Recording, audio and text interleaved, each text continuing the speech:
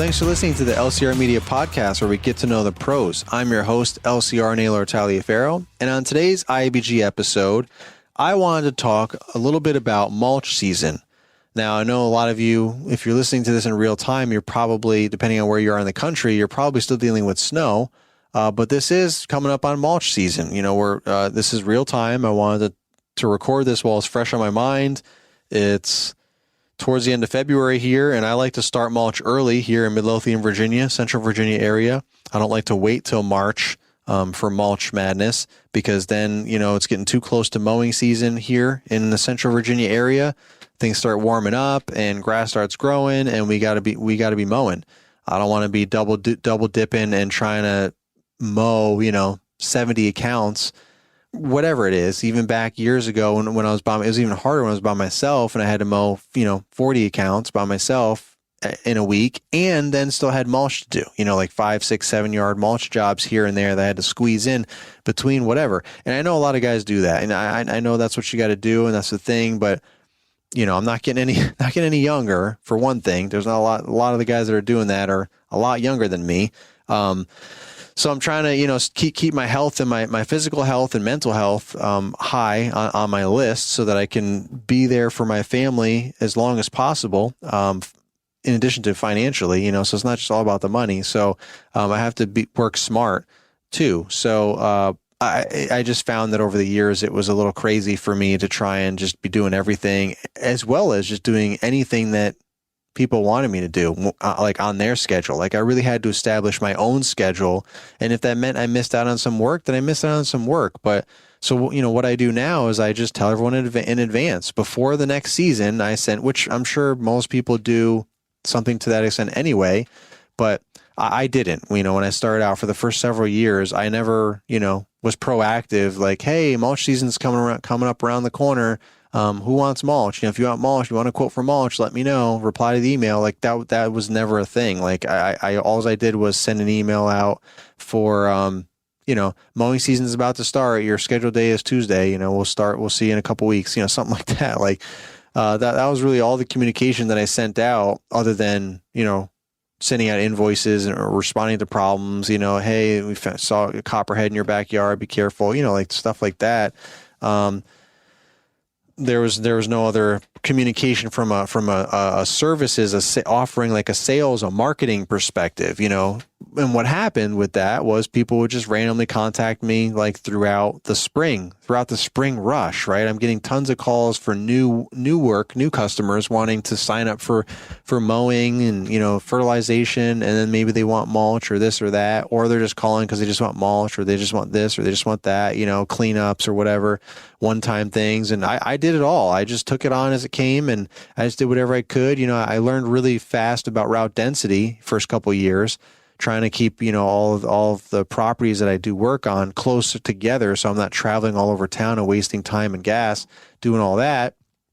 So I was able to at least kind of nip that in the bud right away, but I was still taking on all kinds of random hodgepodge jobs that were in the same area.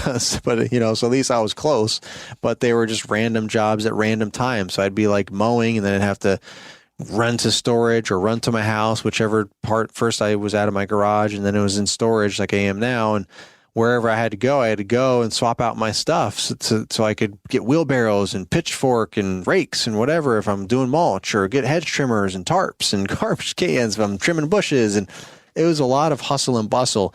And I don't like that. I didn't like that then. And I thought maybe there was no other way, maybe, or something. And through social media and trial and error and meeting other local guys doing it, and observing other companies doing things, I just realized that, I make the rules. I'm the boss. It doesn't have to be that way. It can be the way I want it to be. So now I'm proactive, because I think maybe I was nervous or hesitant about being proactive because I didn't want to get bombarded with too much work. I didn't want to send an email out to 40 people saying, hey, if you want mulch, let me know. And then 40 people say, yeah, give me some mulch. Now I'm spreading like 100 yards of mulch, and trying to anyway, in like a month or something, by myself. I'd be in the middle of summer before I'd be done because I'm mowing lawns at the same time. So I think I was probably intimidated by that. But by being proactive, at least you can prepare for it. So if I'm sending an email out in, end of January, beginning of February saying, hey guys, we're going to start spreading mulch, soon, next week, or so, through, meaning February through March, or until mowing season starts, until the grass needs to be cut, get on the, so get on the list ASAP so that we can get you taken care of. Or if you need a quote, let us know, and then we can get you on the schedule and so on. Like, being proactive this way, the people respond, and I can start building up a list. All right, I'm up to 20 people, 30 people, whatever. Now I can start scheduling accordingly. All right, we got to jump on this right away. Like, we got a lot of mulch to get through. Or, okay, we only have like 15 people this year. Not a big deal. Now we can kind of pace ourselves and whatever, and blah, blah, blah. So being proactive definitely helps in a lot of ways, and I do that with every season change. I do that with aeration, leaves, so on and so forth. All the main services that we offer, just like mowing, but I always did that with mowing, but I still do with mowing. So that's what I do with mulch as well. So I did that, and we're already mulching because I try to start early. Like I said, the climate's a little bit more mild here, and we don't get a lot of snow. We don't have a lot of hard freezes. So, everything's actually, not everything, but certain trees are blooming already. I already have some pink flowers out there, and bulbs are popping. A lot of perennials are popping up, or annuals, whatever. I'm not a horticulturist, whatever. But there's certain plants that when the soil temperatures get to the right, like, springtime level, they start growing, they start popping up. That's when spring is here, spring has come. So we're right in the beginning stages of that. So I want to get a jump on the mulch. I feel like I'm actually a week behind, and this week has been rough because it's just been raining off and on like almost every day. So that's been challenging. I had big plans for this week to get a lot of mulch done, and we only got a little bit of mulch done. So at least we got some mulch done, but not as much as I wanted to get. We still have tomorrow, or no, we don't. Tomorrow's going to be a washout. Sorry. We still have Friday because it's Wednesday, recording this. So, and then we're just going to keep getting after it all into March, and hopefully get everything done before we start mowing. So again, being proactive will hopefully help that. And we shouldn't be, getting any kind of snow or anything anytime, for the rest of we should be out of the woods there with that. You never know. Every now and again, we get a random snowstorm in March here in the Richmond, Virginia area, but it is what it is. If that happens, it happens, but we'll most likely have most of the mulch jobs done already anyway. And there won't be anything to mow either because, the snow, but when that happens, then all of a sudden, as soon as the snow finally melts, the grass pops off like nutso, and you're like double and triple cutting, and then it's a hustle because of that. So hopefully that doesn't happen, but it is what it is. Can't control nature. All you can do is do your best to control the controllable, like being proactive, sending emails out early, like I did for mulch, and trying to jump on it, getting it scheduled and getting it done. Things are wet, things are muddy. It's not always the best conditions as it would be in March when things are getting warmer and drier and all that stuff. Birds are chirping.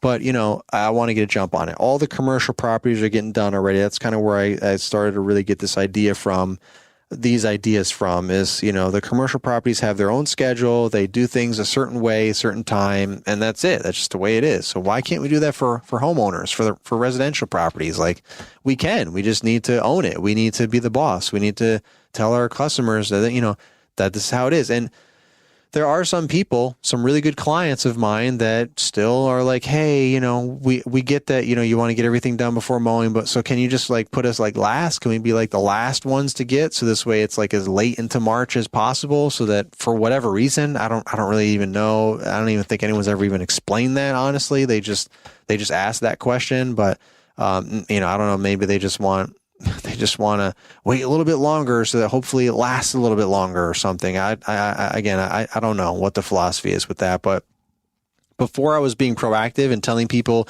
that this is our only window for mulch. If you missed this window, I'm sorry, we won't be able to provide mulch for you. I have people that I can refer to you, or you can, find your own people or whatever. But if you want us to do mulch, which people value the quality work that we perform, any service, especially mulch, I charge a high rate for high quality that we perform. Mulch is mulch, but you can get bad quality mulch. We get good quality. We get high quality mulch. Everyone's happy with it. And we do a good job spreading it. And details matter. This is part of this episode here that I want to talk about, things that I learned. I'm a detail-oriented person to begin with, but details matter, right? Everyone's spreading mulch. So, I mean, there's, mulch is mulch. You're not changing the mulch very much. Again, there is different qualities in mulch. So if you find the best quality of mulch, that's going to give you an advantage over anyone else that's not using that mulch.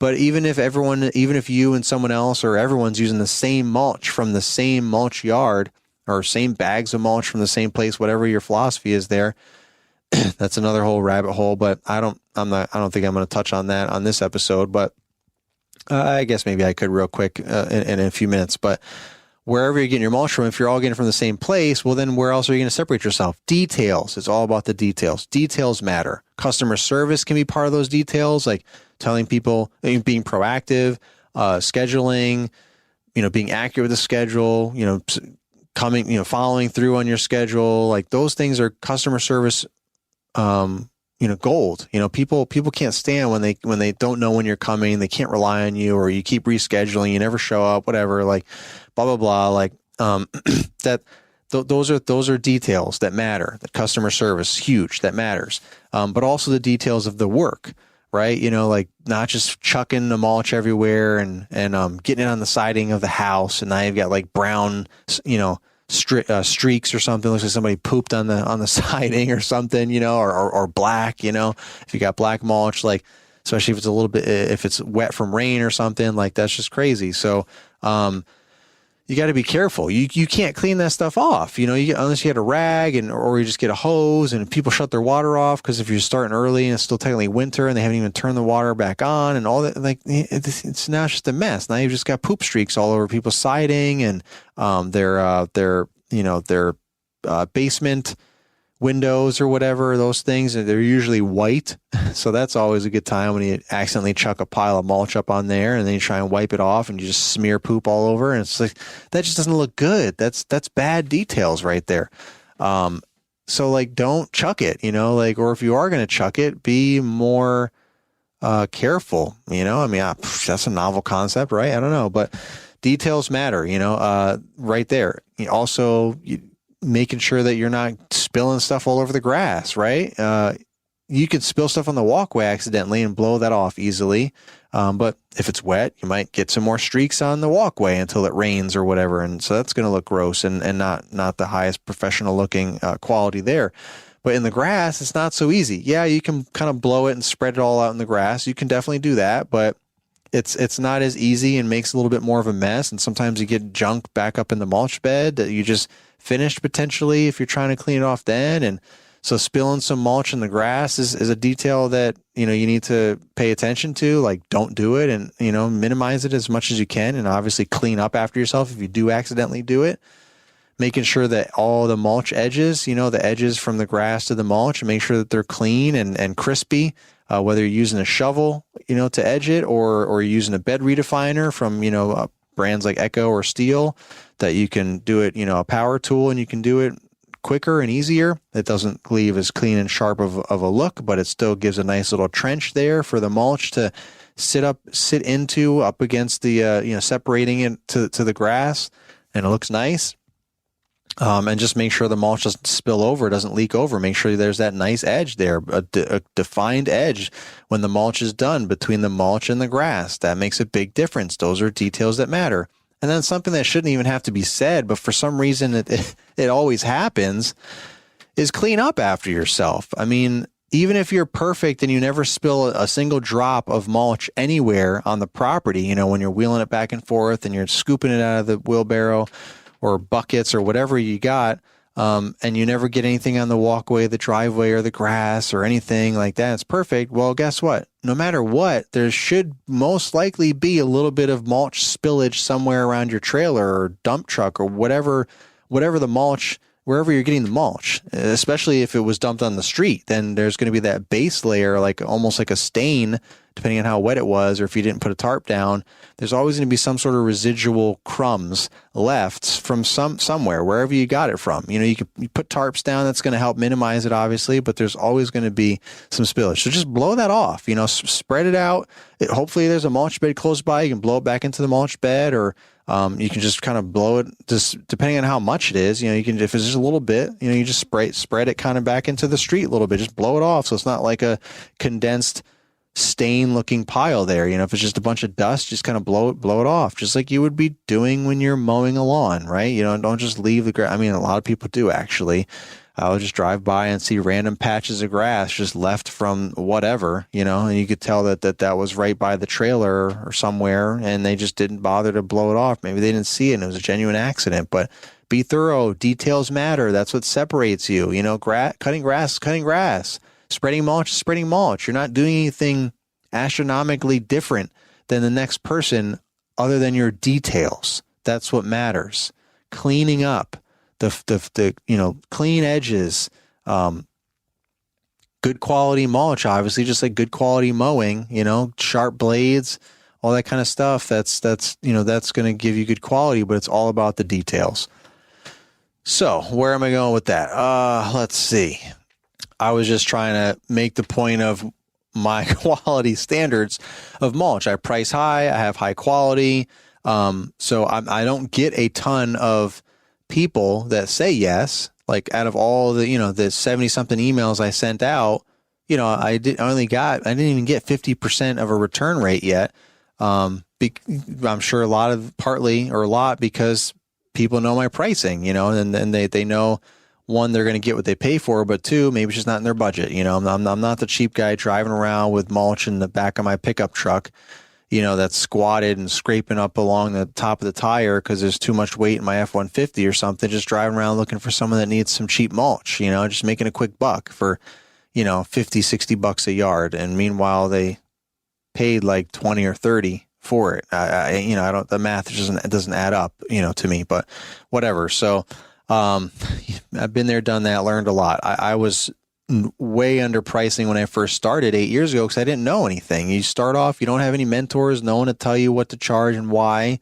What are you going to do? You just try and figure it out. So, but I quickly learn and raise my prices and all that. I always perform the same quality of work, but I was basically working for free, because I wasn't making any kind of profits because I wasn't charging right. So now I charge high with high outcome, high results, very high quality results.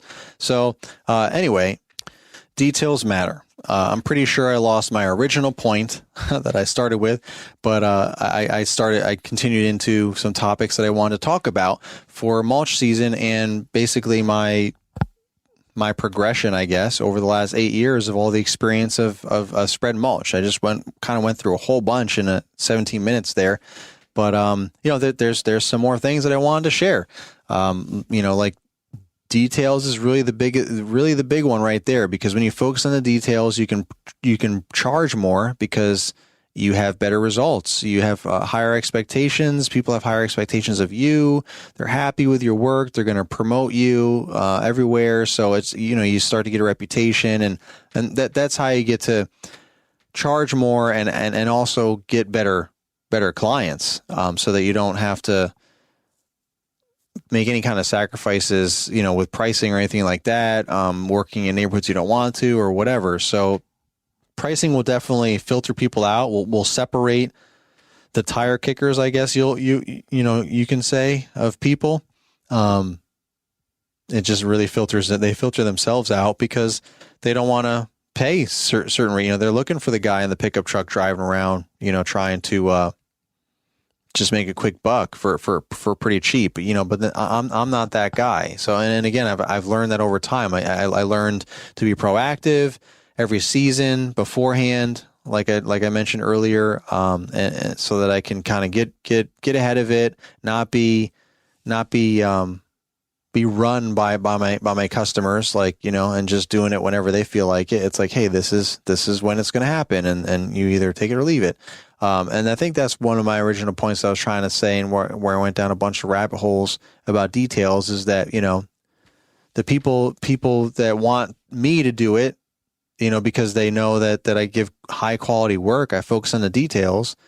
They make sure they sign up in that time frame that I give them, versus just going to get someone else that just get mulch spread. They don't really care whether it's me or not. They just want fresh mulch. Like, there's still people like that I have, but and that's fine. And that's probably the people that haven't responded because they're like, no, I want to wait till like April, So for whatever reason, I don't understand why you would want to wait. To me, I would think you'd want to be the first one on the block to have fresh new mulch. Like I did my yard first. Like I have a whole new mentality this year.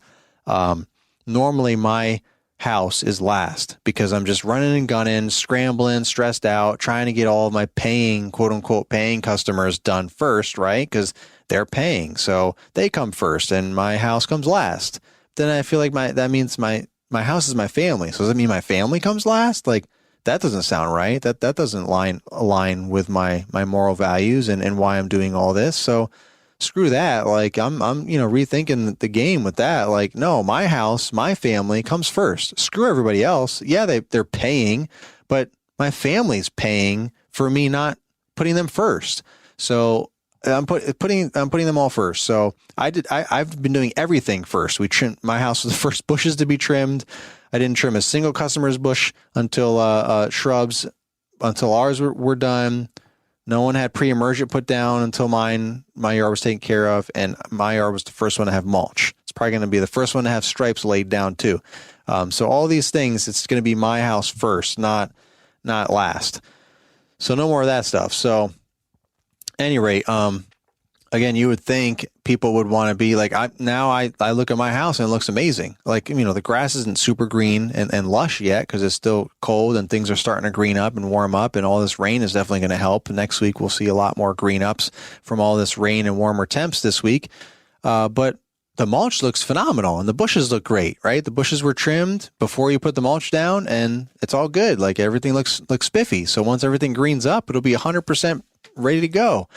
First on the block. So I don't know why people want to wait is why I was saying all that. I don't get that, but you would think you want to be the first one of the first ones to be ready to have your spring look already fresh and ready to go, but whatever. So the people that didn't contact me are those people that want to wait. And I said, I'm not going to wait. So they're just going to find someone else, or they already had someone else and they're happy with their someone else that does that kind of stuff. And I do everything else for them. And that's fine too. I like those loyal people that are loyal to me and other people versus just like saying, forget about me and jump from place to person. I find those people and get rid of them as quickly as I find them. So, or as quickly as they found me, I guess.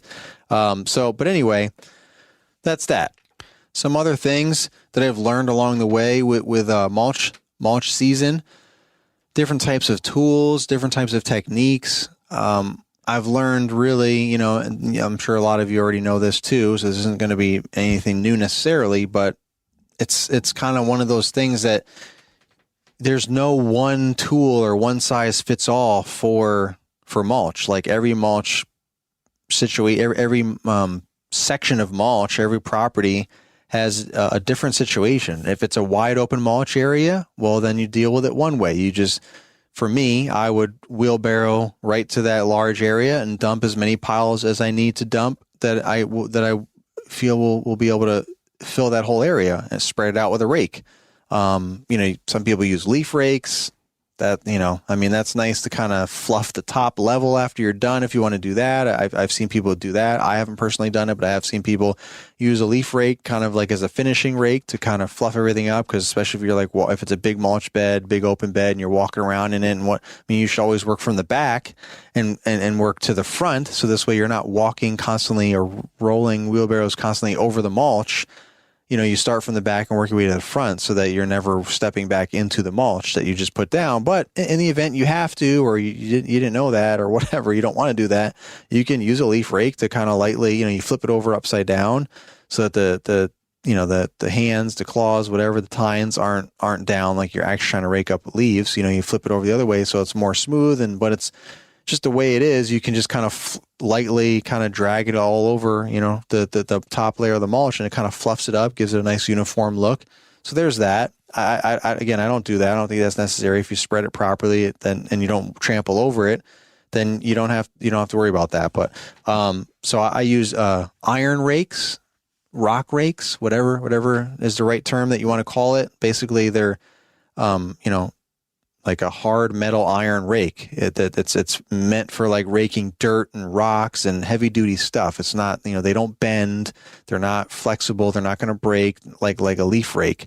And they're not even shaped like a leaf rake. So that's what I use to spread mulch, because I can, really, mulch can get heavy sometimes if you have a big pile, and you can really fling it around, move it, push it, spread it really easily with those rakes. That's normally what I use in the large bed areas, open areas. The ones that are more tedious, that have a lot of bushes and trees everywhere, and you got to get in between all the nooks and crannies, you can either use your hands, or what I have started doing this year, for whatever reason, is I waited till now. I don't know. I knew this existed, but for some reason I never bothered to buy any of them to try to use them. But if you use a pitchfork, or it's actually called a manure fork, a 10-tine manure fork, with the long handle, not the ones that you're supposed to really be scooping, like the big heavy duty. I don't even know if it's 10-tine. I think it's more than 10, but like I have an actual pitchfork, or manure fork, they call them. It's meant, it's huge, wide scoop, meant for you to scoop, dirt, manure, mulch, big quantities of it at a time to dump into your wheelbarrow. I have one of those, heavy duty, lifetime warranty, all steel, welded, one of those, just for the scooping part of the mulch, when we have like big piles in the street for the bigger properties and whatnot. We'll use that plus a shovel, because when you get down to the bottom, to the end of it, to the bottom of the pile, the manure pitchforks, it's a fork, so you can't get the last little bits because it just falls through. It's only good when you have the big piles and the mulch just kind of all clumps together. So the shovel is to kind of get the last, as you're winding up the pile, or you're kind of sectioning off the pile or whatever, you use the shovel to kind of scoop up the last bottom layers there.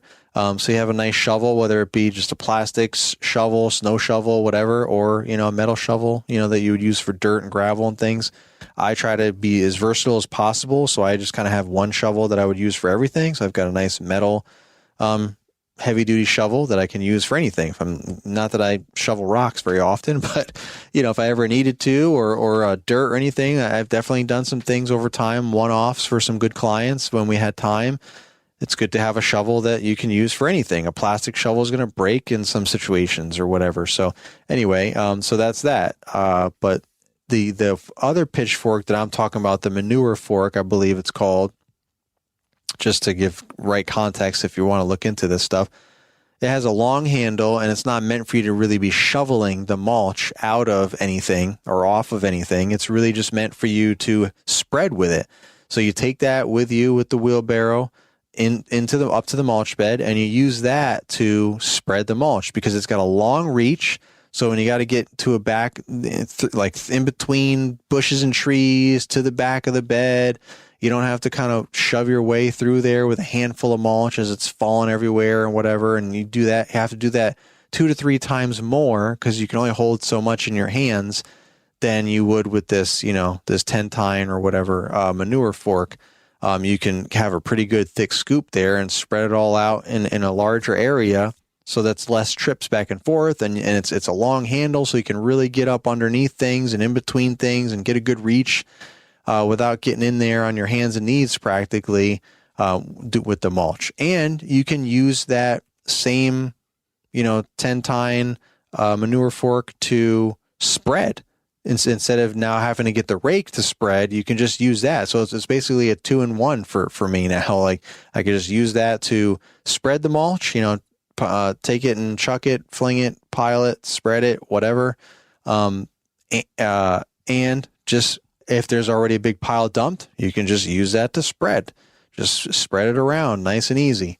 So that's a super versatile tool. I don't know why I never bought one. I'm like kicking myself, the whole time we were using it today. Actually, we were using it yesterday. I bought one because I thought about it last year, and for whatever reason, I didn't get it last year. Every year I try to get something, whether it's the pitchfork that I had that wasn't the big manure one. It was just like a traditional 6-tine or whatever, pitchfork. It was heavy duty, but it had a wooden handle, and those wood handles eventually rot, crack, and break, and that's pretty much what happened. And I was just kind of duct taping it together, basically, and I just finally got sick of it always like falling out in the mulch, and all this kind of stuff. So that's what I used to shovel the mulch all the time. So I finally just got rid of that and bought the lifetime warranty. It's like probably like $80 or something for this thing. It's crazy expensive, but it's all steel, welded, lifetime warranty, heavy duty, and I'll never need to replace that again. So that's what we use to shovel the mulch, along with the actual shovel. Learn all about Toro's full line of battery-powered Revolution series products at revolution.toro.com, or click the link tree in the episode description and get you there fast. Now, I've been using the 21-inch commercial mower, the battery-powered mower, and let me tell you, I've used it the entire season, and it's a great mower. It's 21 inches, so it's small, compact. It's good for all like the small, tight areas, typically the backyards. We have a couple of properties with like the raised sections of the backyard where you have to basically pick the mower up to get it up there to mow, a decent-sized section of lawn. Like decent, I mean by decent sized where you don't want to trim the whole thing, because it won't really look as nice and clean cut, obviously, as a mower. So we always need like a 21 or 22 inch mower on our setup in the trailer, on the ramp rack, whatever, so that we can have that for that property and any other properties that we may want to use it for, to get into those small gates and those tight areas and so on. And everyone goes to the 21-inch battery-powered commercial mower by Toro because it's light enough weight, like I said, to lift it up, but it's super powerful, cuts through anything, it's fast. What I really like about it is that it's got this technology where there's basically two speed controls. There's auto or max. So if you turn it on max, then it's full speed, full blade speed, and full auto pace speed. So the transmission, the drive tires are going to go faster, but the battery will run out faster that way as well. So what I tell all my guys to do is stick with auto. So this way, what it does is it stays in a lower speed, blade speed and drive speed, until it needs to pick it up. Say you're going uphill or you're getting into thicker, taller grass, it will automatically sense that, like the extra workload, and it will pick it up into the max speed automatically without you switching the lever, the switch. It just automatically goes up, and then once you get up the hill or clear through that, maybe you turn around to go in your next pass and you clear that thick area, it goes back down to the lower speed. So this way, it prolongs the life of the battery, which we normally go through one battery a day. It comes with two batteries, so we always have one fully charged up in the truck or the trailer. I always charge one overnight. I just take it home with me since I'm the owner of the business, and I just pop it in the charger in my garage, and next morning or later that night, if I remember to grab it, I take it out, and this way I have it ready for the next day. And we just swap them out basically every day. Some days we don't even go through a full battery. It just depends on obviously how many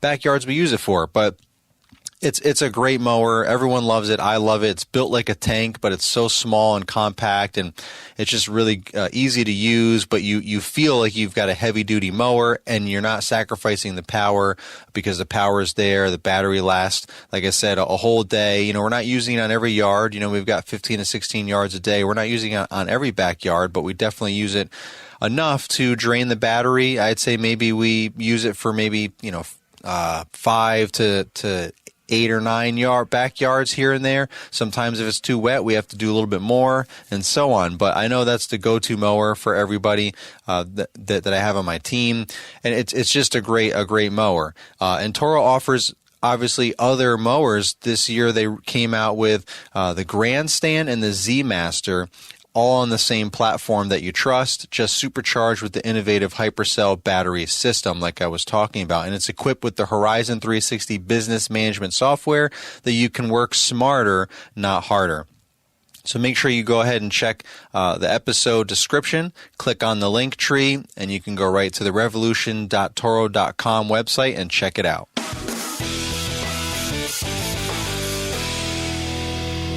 So every year I try to get something else, to an upgrade or a replacement. And for whatever reason, I just didn't get this other thing, this 10-tine, manure fork or whatever. I just didn't get it. I don't know why I didn't get it last year. Maybe because I was just trying to be on a budget, be fiscally responsible. But at any rate, I got one this year because I really wanted one and I thought that it would be beneficial. I didn't get it last year, so I got it this year. I'm like, I'm not getting anything else this year for mulch, so let me just I already have a whole bunch of things that have accumulated over time that I haven't even rattled off yet. But so let me get this and add to the list. So I got it. We used it yesterday, and my main employee that I have, he was like, man, we need to get another one of these, because like we were like fighting over practically, like trying to, no, I want to use it. No, I want to use it. Well, I need to use it more, stuff like that. So I just went and got another one today. So now we each have one. So we're happy, and we're just, that's our tool of choice. Like we bring that in a wheelbarrow full of mulch, and we can just tackle anything. We can do the wide open mulch beds by dumping big piles and then spreading it with that, or we can just tediously scoop and, squeeze in between bushes and trees and dump and spread, here and there with that. And the best thing is we're not hurting our back. We're not straining our backs as much either, because it's got a long handle. So if you're standing there spreading, you're not having to bend over. Like typically when you're using your hands, you're always in a half bent position. That's the worst position to be for your lower back. Like it's fine for one thing. You reach over, grab something light, and you're done.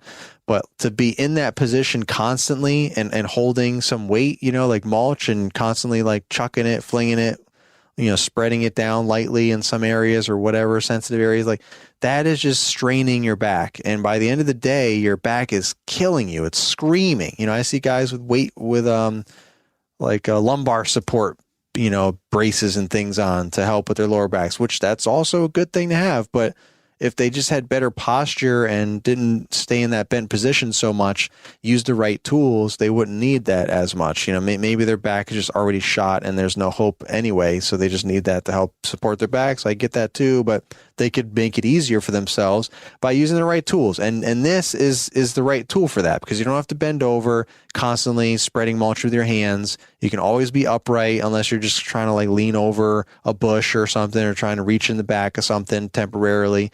That's few and far between. You're not doing that constantly. You're not in that position continuously because you're spreading mulch like that with your hands. So that was like, man, holy cow. Like, how did we get by without this whole time? What the heck is wrong with me? I can't believe I went this long without such a simple tool. It was like $60. It's not cheap. You get a nice heavy duty one so it doesn't break. That stay away from the wooden handles. All the wooden handle stuff is no good, no bueno, because they rot and they break. They crack and crumble and break over time. You have to replace it. So, these other things, the metal handles, welds, all this stuff, the lifetime warranty will never break. But the ones that I got are not lifetime warranty or anything like that. But they are, I think, professional grade or something it's called, aka heavy duty or whatever. So, they're metal. It's all metal. But there's a couple of different pieces attached to each other. So there's some room for things to break eventually, but a lot less than a wooden handle, we'll say. So at any rate, it's the tools matter, because it's gonna make things quicker and more efficient. Mulch is labor intensive in general, so you don't need to make it even worse.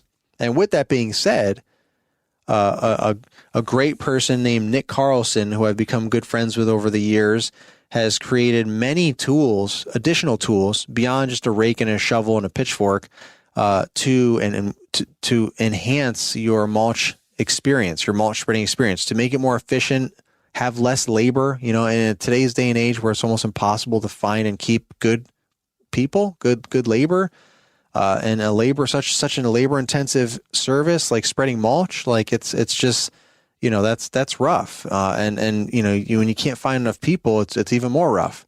So Nick with Mulchmate Nick with Dawson Manufacturing came up with all these different tools for mulch, like AK Mulchmate was the first thing he came out with, and then Truckmate, which is a smaller version. These are things that you can attach to the back of your truck, that basically conveys whatever material, in this case mulch, but it could be, small gravel, dirt, things like that.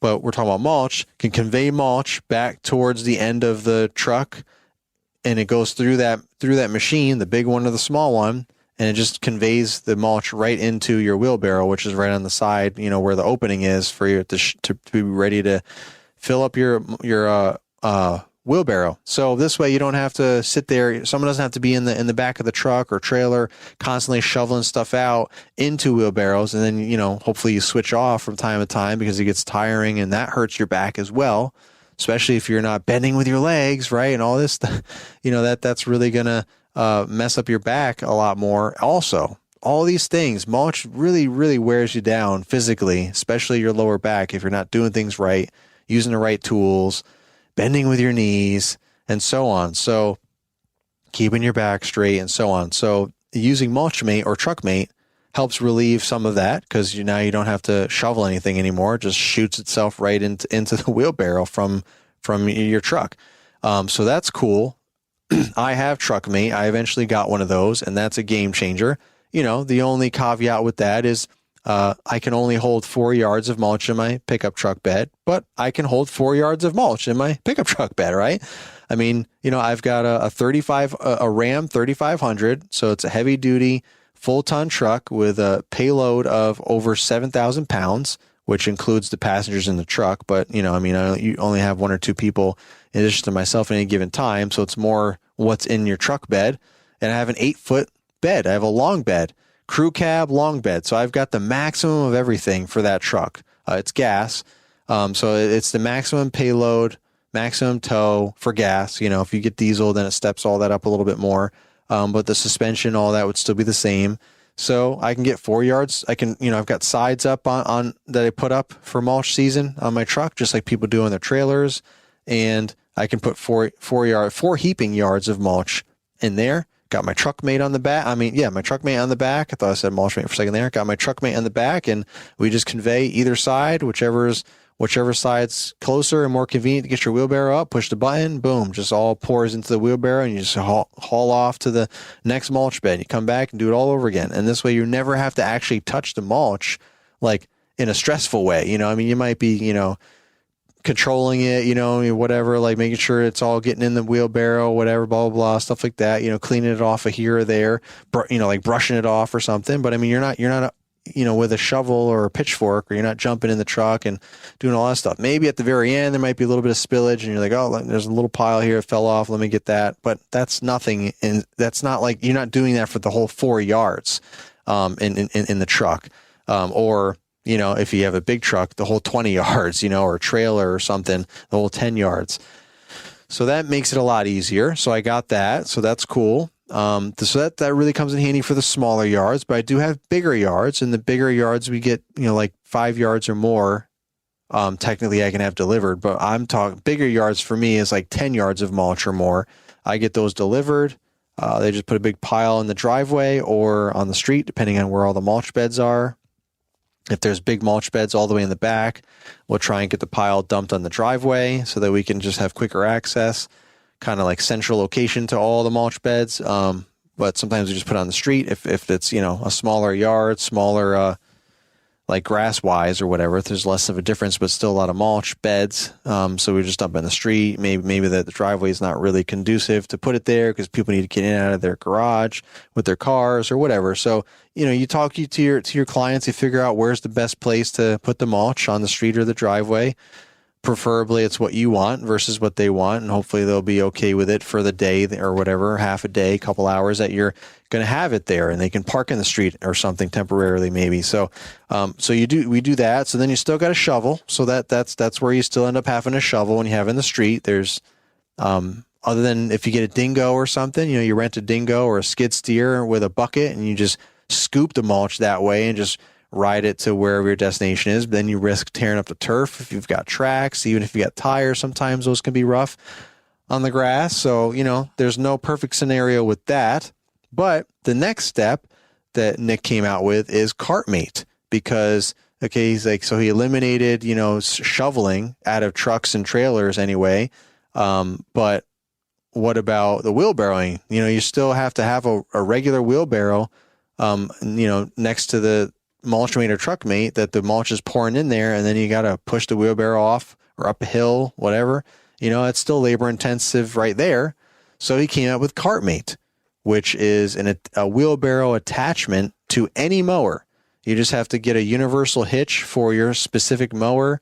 That I'm not sure if he's carrying those yet, but I know that he knew there's already another company, Detach, no affiliate or no sponsorship there or anything, but Detach has a whole bunch of different front attachment tools for any mower, because there's universal mounts that you can get, like a hitch receiver basically is what connects all these front end attachments to any mower. Any frame type, you just pick what mower you have, and they have the kit all ready to go for that particular mower that you can fit to it, and then you can attach whatever attachment you want. So with that, when you have that for your mower, you can easily attach CartMate.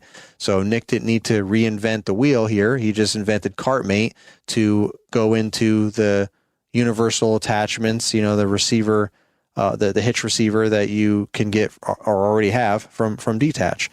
So that's what I did. I had to get both because I didn't have either. So I got both, and then now I have it on the front of my grandstand, and it's a huge. I forgot the exact cubic inches, but it's like the biggest double wheelbarrow that you can have. Basically, is the amount. I think even more than that technically can go into CartMate. So it's a big bucket, big tub, whatever it's called. And it's got two big front caster wheels, so they just spin around 360. So you can just turn any direction with your mower, and the thing will just swing around and go front, forward, backward, side to side, right along with you. Wherever the mower goes, it will just easily turn and pivot and go with you, right in the front. And it's got this cool patented. What makes it really unique is the articulating knuckle, is what Nick calls it, which is right after the connection on the hitch receiver there when it's connected to the mower.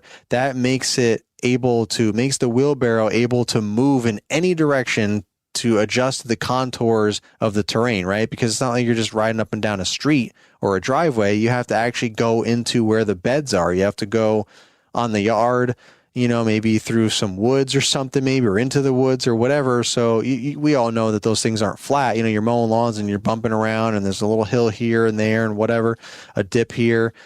So you don't want the mulch to spill over.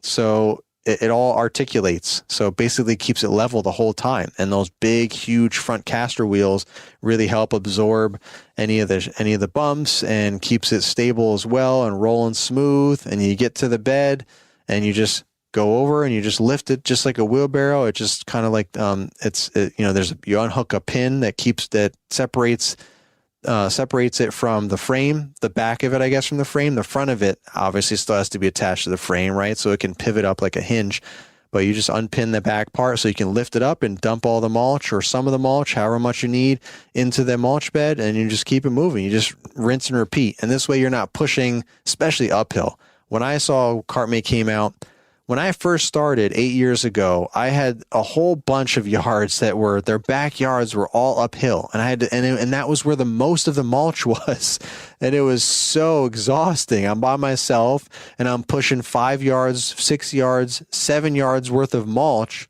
up this hill to these big beds in the back. And I'm like, holy cow, it literally take me the whole day just because I had to take so many breaks. I went a lot slower as the day progressed. Of course, it's always an 80-degree day first thing in spring when you just happen to have these kind of yards that you're dealing with and you're sweating buckets and you're like, holy cow, there's got to be a better way. There's got to be a way that I can motorize this stuff up this hill without renting a machine like a dingo, or which I did that too because I got so frustrated that there was no front attachment. There were no powered wheelbarrows. There was no way to have to power to power mulch up a hill. You just had to push it by hand, and it was brutal. As any of you will know if you've done it over and over again. So then I started renting for the big. I had a 20-yard property at 20 yards of mulch. Holy cow, was that a beast? I started renting a Toro Dingo for that. Taking me a whole day. But what I would do is I would go around with the Dingo and I would just scoop. Each scoop of the Dingo was basically the size of a normal 6 cubic or something. Wheelbarrow or something, one wheeled wheelbarrow. It was equal to that, and I would just drive that all over the place and dump as much as I possibly could as much as I could possibly get to with it, and still having to be careful so I don't tear up the turf. I tried tracks, I tried wheels. Again, this is why I know no matter what, it's going to tear up the turf. Wheels are going to be better, obviously, but they're still tough. It's still a heavy machine. You got to be careful. You kind of have to go straight in and straight out, or go at, like straight angles. You got to like pick your spot and go before you get on the turf. Don't try and turn this way or that way while you're on the grass, because you're going to tear it up no matter what you got, tracks or wheels. Obviously, tracks will be worse if you don't know that. So, but that's something I did, and that really helped out with that yard. I don't have that yard anymore. I don't have to worry about it. But if I did, I would just use CartMate now. I wouldn't even bother renting a dingo or anything like that. I would just use CartMate, because now that solves that problem. It fills that void, because that wasn't there 8 years ago. So I just had to tough it out, and like I said, use the dingo for the real big yards. But the other ones, I just went up the hills and, just did the manual way. But little by little, some powered wheelbarrows started coming out, like battery powered wheelbarrows, and CartMate came out right around the same time. And I was like, oh, thank you.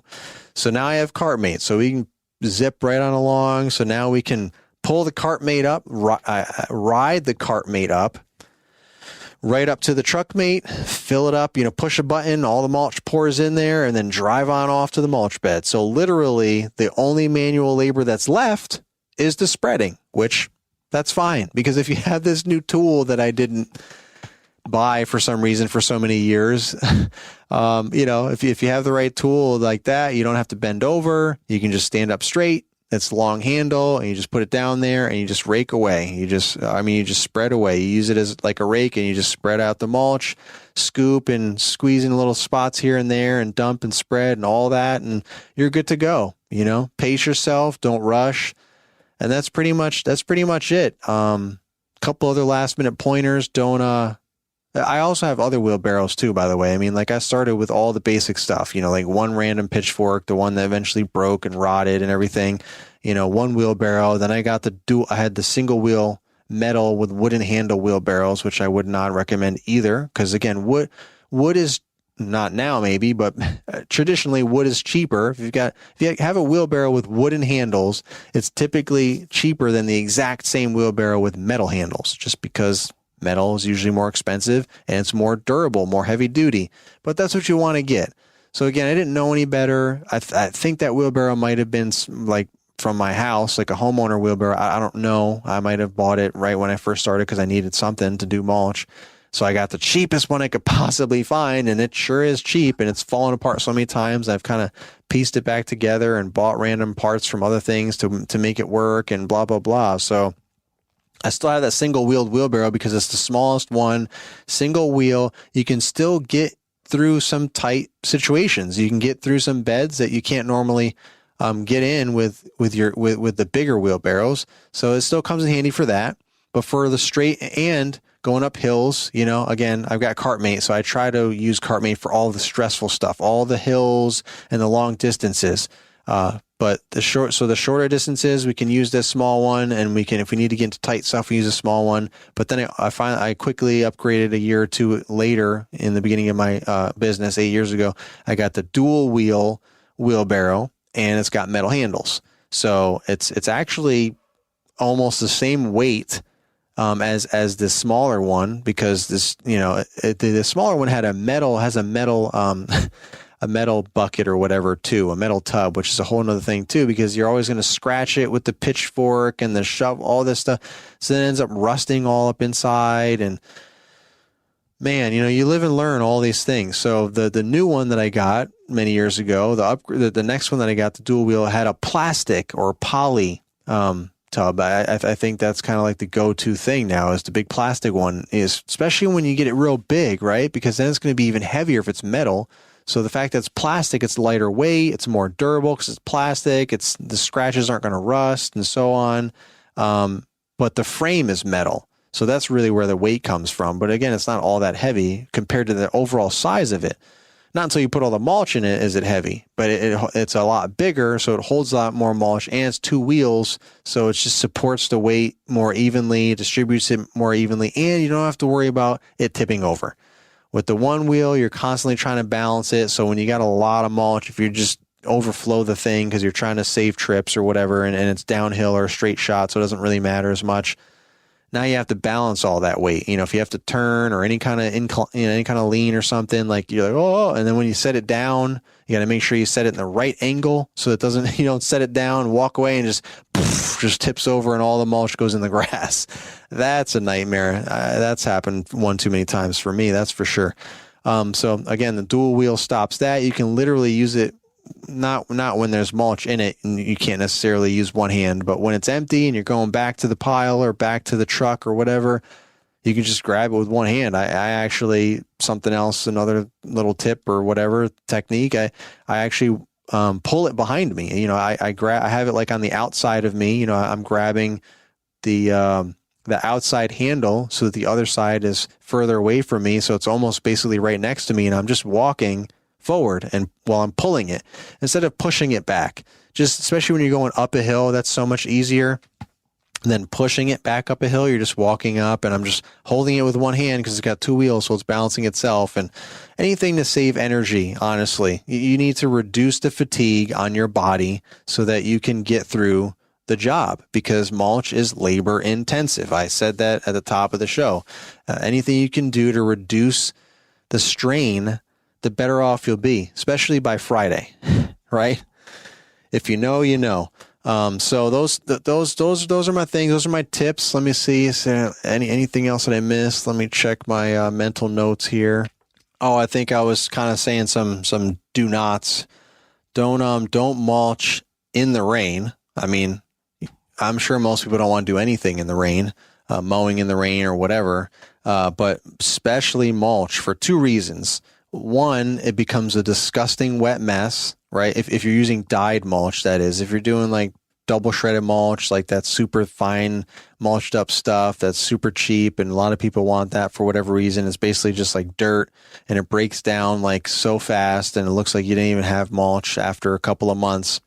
But whatever. Some people, that's just what they want. You can't convince them otherwise. But the dyed mulch is supposed to be safe, supposed to be like food coloring based dye, or at least where I get the mulch, supposed to be safe for the environment, safe for your dog if they just randomly eat, a chunk of mulch. You know how that goes. If you know, you know. Oh man, to the dog lovers out there. But if you get the dyed mulch, it looks nicer and it lasts longer, and it's a little bit thicker shredded chunks. It's still shredded, but it's not as finely shredded. So it kind of creates a better cover. But the point is, it's dyed. So when it gets wet, the dye starts to come off all over you and all over anything else. So if you accidentally do spill a little bit on the walkway or the driveway or the street, or someone's steps or whatever, then it kind of stains that spot if it's all wet. So you really want to avoid it. And what's even worse than that, if there could be anything worse than that, if it's raining and when you put the mulch down and if it's currently raining or it rains immediately after. So like if you know it's going to rain like that afternoon, don't put mulch down in the morning. Or if you know it's going to downpour that night, don't put mulch down that day, because what's going to happen is that it hasn't had time. Every time you disrupt the mulch, like you stir the pile, you scoop the pile, whatever, it kind of almost reactivates like the dye, like it's, it kind of gets dried, but what's underneath is still moist. The top layer dries from the sun and the air and just sitting there. And the bottom layer, when you dig into it, is still moist. So when you turn it over by default, by scooping it and whatever, and things are falling or whatever, it's wet. It's still wet. It gets everything wet again. So it needs to just stay. If you've done mulch before, which I'm assuming everyone's listening to this has done mulch before, but so this might be redundant, but you know that when you have a pile sitting there, like that top layer gets kind of hard and crispy and it looks different. It's like a little bit more of it looks dry. It's a little bit less vibrant or dark rich of a brown or a black, which is fine. That's how it's going to look. But then as soon as you start scooping it and everything, then now it's all wet looking, for lack of another term, a better term. And it's a darker, richer color of black or brown. So you need it to sit wherever, when you spread the mulch in the mulch beds, you need it to sit there for a length of time. Mulch yards will say different things, 12 to 24 hours, whatever. You just need it to sit. I mean, to me, have it sit as long as possible, right? But unfortunately, when you got to get it done, you got to get done. And when it's going to rain, it's going to rain. But when you see don't plan, like, control what you can control. You can't control a random unpredicted rainstorm, but when you know it's going to rain, when you see in the forecast it's going to rain, when you can see that it's cloudy and it feels like it's going to rain, don't say, hey, let me just put down some mulch real quick, because then what's going to happen is it's going to rain and all the dye is going to start running off and you're going to have a whole bunch of faded mulch chips. It's just going to be the bare, light brown, chunks of mulch, all over the place. And it looks awful. It looks like the old mulch that you supposedly just covered with fresh mulch. And, you're going to get callbacks. People are going to be upset. Now you have to waste time and money getting more mulch out there and top dressing the mulch you just put down. So don't do that. That's double work. That's bad customer service. That's not focusing on the details. That's, again, sometimes you can't prevent it if you're really booked and you're trying to get everything done and a random storm came out of nowhere. But don't plan to work in the rain with mulch or right before the rain. You need to have time for it to settle and you don't want to make a big mess. So I think that's the final thing there, the final tip. Looks like we're going to be going over an hour once we throw in a couple of value mentions. But hopefully there's some good value. I remember one of Caleb Allman's from the Kid Contractor podcast, one of his first episodes or in the first couple months or whatever, when he started his podcast, he had an infamous episode that I remember that I think a lot of people enjoyed it, but I got a lot of value out of it. And he was giving himself a lot of slack for dedicating like a whole hour episode or whatever it was talking about mulch. He was like, man, I can't believe we just talked for almost an hour about mulch. But, he gave a lot of value. Brittany was on there too. The two of them went back and forth, added a lot of value about mulch. Clearly he's experienced and had a lot of great feedback and tips about mulch. Hopefully I also added some value, some of just my insight and things that I've learned along the way, trials and tribulations. If there's anything you got from it, it's all about details, right? Like you can take that away and apply that to anything that we're doing. It's all about details matter, because at the end of the day, we're all cutting grass, we're all spreading mulch, we're all trimming bushes, we're all putting down the same pre-emergent, the same type of fertilizer, the same type of selective herbicide to kill weeds and not grass. Like, we're all doing the same stuff. So where is it different? Price, obviously, but are we just going to be Walmart and try and be the cheapest person? Or are we going to focus on the details? Or are we going to charge more? Or are we going to focus on the details so we can charge more because people can see our value? So focus on the details so you can charge more, be more profitable, separate yourself from the competition, be your only competition, and just get out there and crush it, guys. Hopefully, you can use some of that words of advice or wisdom or motivation to get you through your mulch season as you're listening to this and start gearing up for mulch. I know we're kind of early here in Virginia and some other parts of the country, and while the rest of you are still covered in snow, but hopefully you will have a good, profitable mulch season, and I wish you guys all the best. And thanks for listening, as always. And thank you to the Toro Company for sponsoring the LCR Media podcast. And I will see you guys on the next episode. This is the Lawn Care Rookie, signing off.